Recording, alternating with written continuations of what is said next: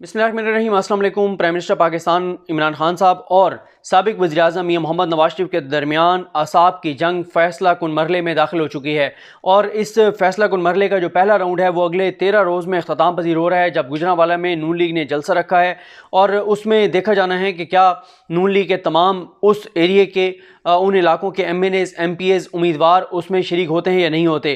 क्योंकि इस वक्त नवाज शरीफ साहब के लिए सबसे बड़ा जो चैलेंज बना हुआ है वो यही है कि क्या इस सारे बयानिए में, सारी लड़ाई में उनकी पार्टी या जिन्होंने उनके टिकट पर इलेक्शन लड़े हैं वो सारे उनके इस बयानी के साथ खड़े हैं या नहीं खड़े। लेकिन जहाँ तक बात है प्राइम मिनिस्टर पाकिस्तान इमरान खान साहब की, तो वो बहुत एग्रेसिव नज़र आते हैं। पुरएतमाद तो वो हैं ही, वो क्या, और उसके उनके पुरएतमाद होने की एक तो अलामत ये भी है कि उन्होंने कह दिया है कि अपोजिशन से किसी भी तरह की, नून लीग से किसी भी तरह की बात नहीं होगी।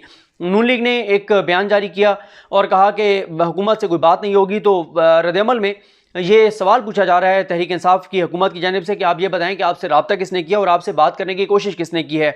और इमरान खान साहब ये कहते हैं कि अब ये आखिरी लड़ाई है, ये आखिरी मार्का है और हमने अब कोई भी लचक नहीं दिखानी, हमने अब कोई भी रियायत नहीं करनी। इमरान खान साहब को यह भी मशवरा दिया गया है कल जो मीटिंग्स हुई उसमें कि अगर अपोजिशन की कोई भी जमात कानून हाथ में लेती है तो इस बार सख्त कार्रवाई की जाए, FIR की जाए, गिरफ्तारियाँ की जाए और इस बार किसी भी तरह की कोई रियायत ना की जाए। जैसे मैंने आपको बताया है कि यही कहा जा रहा है कि अब ये फैसला कुन मार्का है और ये आखिरी लड़ाई है। और उसकी वजह यह भी है कि इमरान खान साहब को जो बताया गया वो यही है कि नवाज शरीफ साहब की पार्टी उनके साथ नहीं है, पार्टी की अक्सरियत उनके साथ नहीं है। और इस हवाले से तो मरियम खुद कह चुकी हैं कि मेरे और मेरे वालिद का बयानिया और मेरे वालिद के बयानिए का बोझ उठाना हर किसी के बस की बात नहीं है। और उनके इस बयानिए का बोझ तो उनके चचा शहबाज शरीफ भी उठाने को तैयार नहीं थे।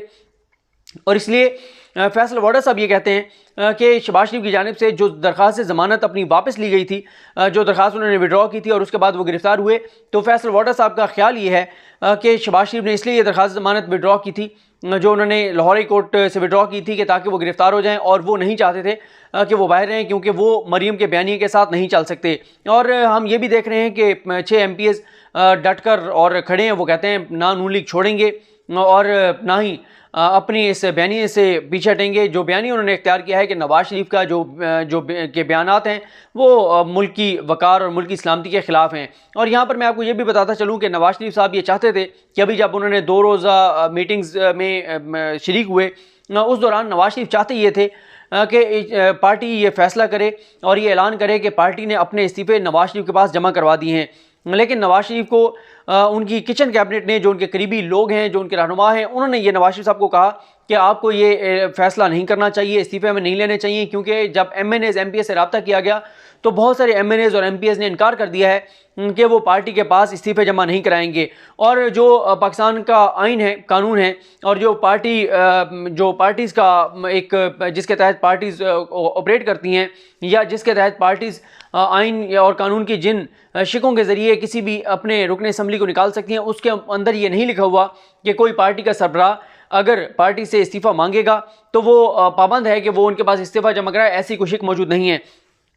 इसलिए नवाज शरीफ साहब को ये कहा गया कि आप ये ना करें। अगर आपने ये किया तो अगर आधी से ज़्यादा पार्टी ने इस्तीफ़े ना दिए तो यहीं से ही आपका खेल ख़त्म हो जाएगा, पता चल जाएगा, आप एक्सपोज हो जाएंगे और हम कमज़ोर हो जाएंगे जब ये पता चल जाएगा कि आपके कहने पर इस्तीफ़े नहीं दिए गए। तो इसलिए नवाज शरीफ ने अभी तक इस मामले को डिले कर दिया है। लेकिन अभी तक नवाज शरीफ और मरियम बज़िद हैं और उनका ख्याल ये है कि इस्तीफ़े लिए जाने चाहिए, यानी पार्टी ऐलान करे कि हमने अपने इस्तीफ़े नवाज शरीफ को जमा करा दिए हैं और नवाज शरीफ जब चाहें वो अपने किसी भी रुकन के ज़रिए वो इस्तीफ़े स्पीकर को जमा करा दें। लेकिन पार्टी की अक्सरियत इस हक़ में नहीं है, पार्टी की अक्सरियत इस्तीफ़े नहीं देना चाहती। और ये भी आप देखेंगे कि अगर मरियम के हवाले से जो चीज़ें हैं, पेंडिंग हैं, उनके केसेस अगर वो गिरफ्तार होती हैं तो उसके बाद आप देखेंगे कि इनमें से कोई भी आपको नज़र नहीं आएगा। जो मरियम कह रही थी ना कि मैं गिरफ्तार हो गई तो एहसन इकबाल होंगे, एहसन इकबाल गिरफ्तार हो गए तो फ़लाँ होंगे, फ़लाँ गिरफ्तार हो गए तो फ़लाँ होंगे, और एंड पे उन्होंने कहा जी और कोई ना रहा तो फिर मरियम औरंगज़ेब तो हैं ही, वो फिर इसको लीड करेंगी। तो मरियम साहबा किसी से पूछ लें कि जब नवाज शरीफ वापस आए थे 2007 में और एयरपोर्ट पे जब उनको लेने के लिए जाना था तो एहसन इकबाल साहब ने तो ख़ुद कैमरामैन बुलाकर और पुलिस को बुलाकर और गिरफ्तारी दे दी थी, जो रिपोर्टेड चीज़ें उनके मुताबिक। तो मरियम साहबा जिन पे तकिया कर रही हैं, मेरा नहीं ख्याल कि ये कंपनी चलने वाली है। ये कंपनी नहीं चलेगी जिस कंपनी पे वो तकिया कर रही हैं या जिनसे उनको आसें और उम्मीदें हैं।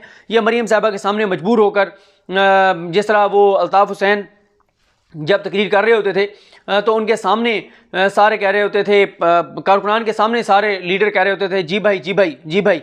और जब एक बार भाई को गुस्सा था तो भाई ने वहाँ पर कहा था और सारों की वहाँ पे छितरौल हुई थी कारकुनान की जानिब से 90 पे, आपको याद होगा वो मंजर सब ने देखा था। तो इसी तरह मरीम के सामने सारे कहते हैं कि जी बिल्कुल नवाज शरीफ के बयानी के साथ खड़े हैं, लेकिन नवाज शरीफ के बयानी के साथ नहीं है। जब ये साइड पर होते हैं तो सारे अक्सरियत कहती है कि ये नवाज शरीफ गलत कर रहे हैं और हम ये लड़ाई नहीं लड़ सकते, और कोई भी दिल से इस बयानी के साथ नहीं है सिवाय चंद एक उन लोगों के जिन्होंने इलेक्शन नहीं लड़ना होता, जिनको किसी को सेनेटर बनवा दिया जाता है, किसी को मखसूस नशिस्त के ऊपर लाया जाता है, वरना पार्टी की अक्सरियत जिन्होंने इलेक्शन लड़ना है, जिन्होंने अवाम में जाना है, वो इस हक में नहीं है जो बयानी नवाज शरीफ ने लिया है। क्योंकि वो ये कहते हैं कि अगर हम इस तरह से फ़ौज के खिलाफ इश्तियाल दिलाएंगे लोगों को, फ़ौज के खिलाफ नफरत आम करेंगे, तो हमें जब हम जाएंगे लोगों में तो हमें सख्त रद्द-ए-अमल का सामना करना पड़ सकता है, क्योंकि लोग ये बयानियाँ नहीं खरीदेंगे, ये बात नहीं मानेंगे कि नवाज शरीफ के करप्शन केसेस की वजह से फ़ौज के खिलाफ नारे लगाए जाएँ, फ़ौज को गालियाँ दी जाएँ। तो इसलिए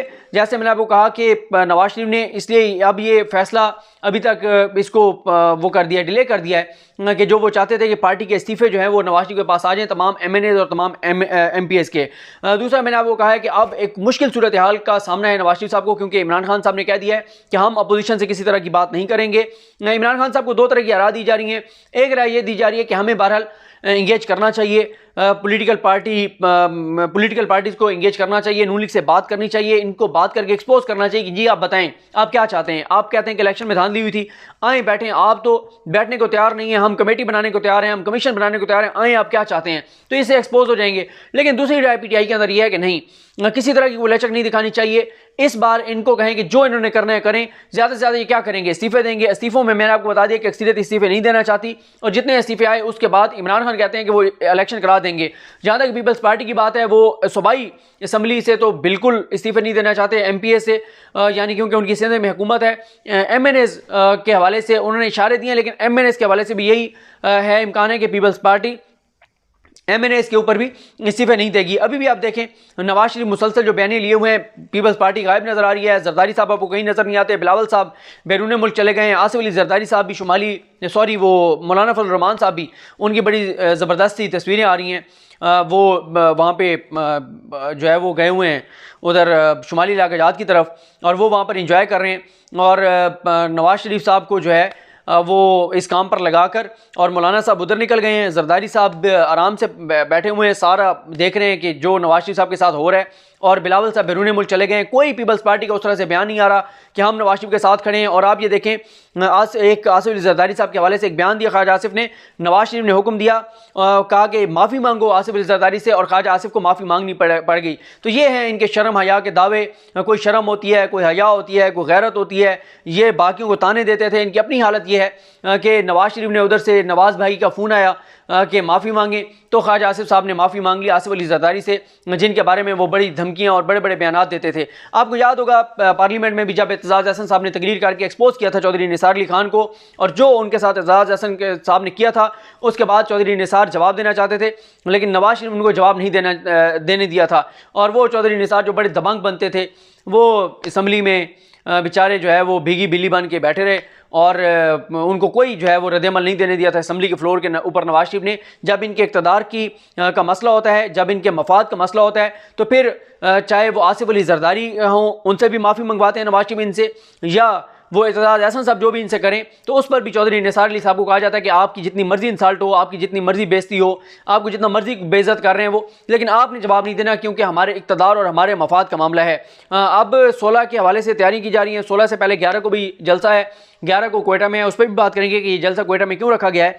लेकिन 16 वाले में देखना होगा कि नून लीग के MNAs MPs क्या वो तमाम वहाँ पर मौजूद होते हैं, कितनी बड़ी तादाद में लोग आते हैं। लोगों को लाना वैसे मसला नहीं होता, जो मकामी MNAs होते हैं MPs होते हैं, उनके लिए 3-4 हज़ार बंदा इकट्ठा करना मसला नहीं होता। और 3-4 हज़ार बंदा जब इकट्ठा होता है तो वो लगता है इसी तरह से है कि पता नहीं हज़ार हाल लोग हैं। और साथ ही ये है कि क्योंकि वो जब आएंगी, मरीम साहिबा अगर आएंगी वहाँ पे, तो लाहौर से गुजरांवाला वाला जो रोड है, वो आपको पता है कितना रश वाला वो रोड है, वो GT रोड, तो वो वहाँ पे तो 5 मिनट के लिए आप कोई गाड़ी वैसे ही वहाँ पर ख़राब करके खड़ी कर दें तो ताहद निगाह गाड़ियों की लाइनें लग जाएंगी। तो जब ज़ाहिर है जब रैली में 60-70 गाड़ियाँ भी हुई तो बाकी भी गाड़ियाँ उसमें शामिल हो जाएंगी। जितनी रावलपिंडी इस्लामाबाद की तरफ आ रही हैं तो लगेगा यही कि पता नहीं ताहद निगाह जो है वो गाड़ी हैं।